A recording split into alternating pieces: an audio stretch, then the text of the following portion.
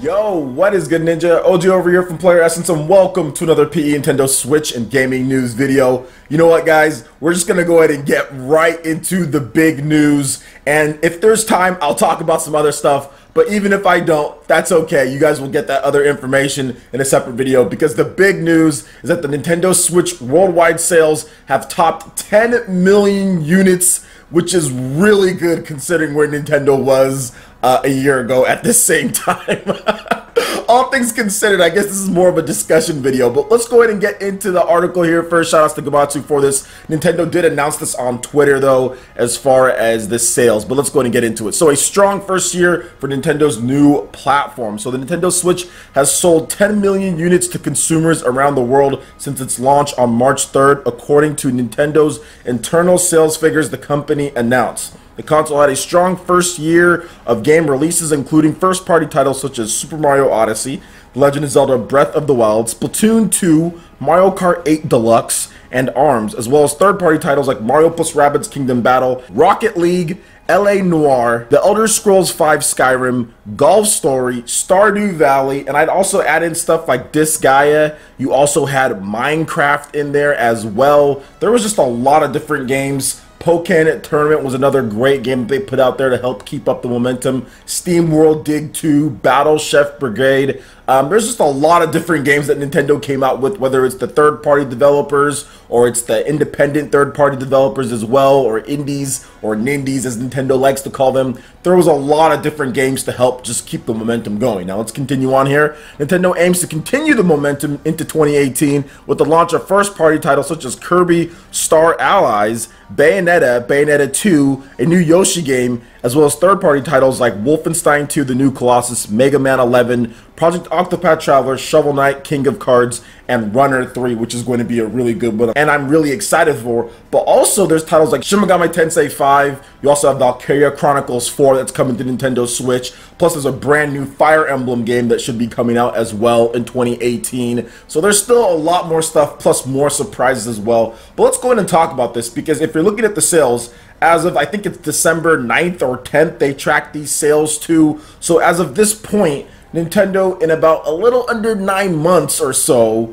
or right around that time period, has sold 10 million units of the Nintendo Switch. Now, the Wii U sits around, what, 13.75 or something like that, or 13.6 something, so under 14 million units. So it's actually possible that Nintendo could outsell the Nintendo Wii U, so the Switch could outsell the Wii U like by the end of the year. It's completely possible that Nintendo racks up another 3 million plus sales for this holiday period, as long as the stock is there. If you're just looking at worldwide shipments, kind of what's going on in Japan, what's going on here in the States in terms of sales, it's definitely possible that they do so, just based on the holiday shopping and all of that. Black Friday is a little bit of a rush, but December is also huge for video game sales as well. People on those last minute shopping sprees and stuff like that, and the Switch is one of the hottest items out there. I'm even starting to see on commercials where like they're like, hey, this person got a Nintendo Switch, like in those like little roundup commercials for Target or whatever the case is. They're actually including Nintendo Switch. Before, it was usually with the Wii they had that, but with the Wii U they never had that. With the 3DS they hardly did. So you're starting to see that mainstream appeal as far as the Nintendo Switch goes, whether it goes to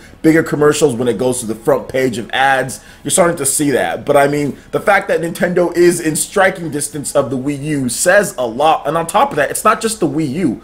Talk about the 3DS as well. Sales are above what the 3DS was doing. This is the best Nintendo's done since the Wii, and there was always that asterisk with the Wii, guys. And I'm sorry if I'm going on with this a little bit, but I want to make sure that I get all of my thoughts out, because it's important, and also I want this to continue. There was always that little asterisk with the Wii. It's like, oh, well, it's just casuals. Oh, it's just family people that are buying it. If it was core gamers, nobody would have bought it. And with the Nintendo Switch, you can't say that. I mean, I've seen people try to say it, but they get shut down so fast, it's funny. You know what I'm saying? They get shut down so fast, it's funny. So for me, as far as what I'm seeing with this, is that it's core gamers, in addition to some casuals here and there, but for the most part, people are buying it. People are picking up Legend of Zelda. People are picking up Mario. People are picking up, like, Disgaea. People are picking up the core games, and they're picking up the Nintendo first-party titles. The third-party independent games have been selling extremely well too. You got stuff like SteamWorld Dig that's like over 300,000 units on the Nintendo Switch alone, which is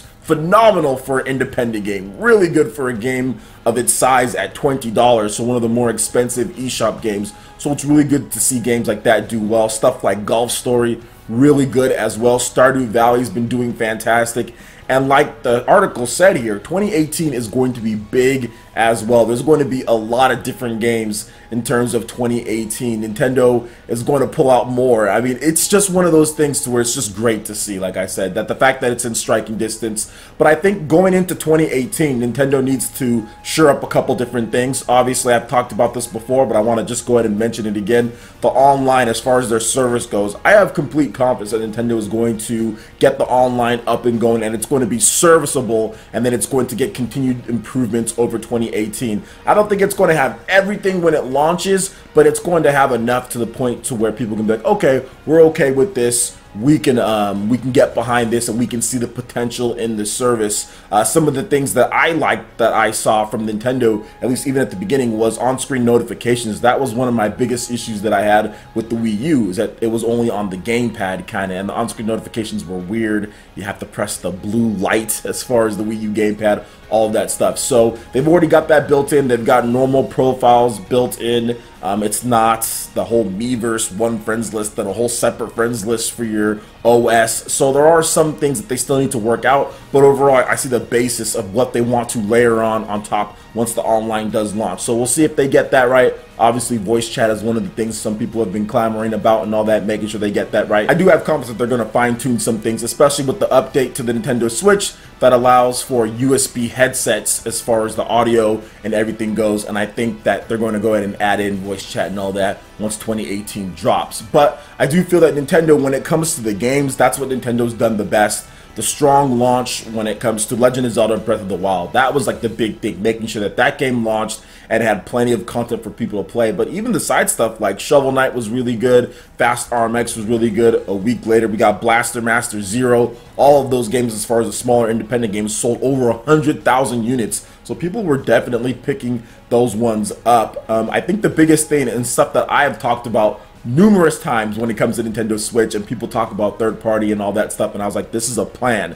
This is a plan. Nintendo planned this out when it comes to first party, when it comes to third party. They wanted to make sure that they sold the system, and the biggest thing was sales. Now, looking into the future and more about third party support and all that, this is what they want to see. The fact that the Nintendo Switch has sold 10 million units this quickly pretty much has put up the siren for all third party developers, especially if you're in Japan. It's like, okay, it's time to support this system. It's definitely time to support this system when it comes to things. We're seeing more support from Japan. It's going to take a little bit of time to get some of the bigger titles, but we're already seeing stuff like Valkyria Chronicles 4, like I said. We're seeing stuff like Shin Megami Tensei 5, Project Octopath Traveler, Attack on Titan 2. We have Atelier coming as well. Koei Tecmo support has been really good as far as that goes. So we're going to see even more Japanese developers hop on when it comes to it. Pretty much got almost 100% independent developer support when it comes to the smaller titles. All of those games have been coming to Nintendo Switch.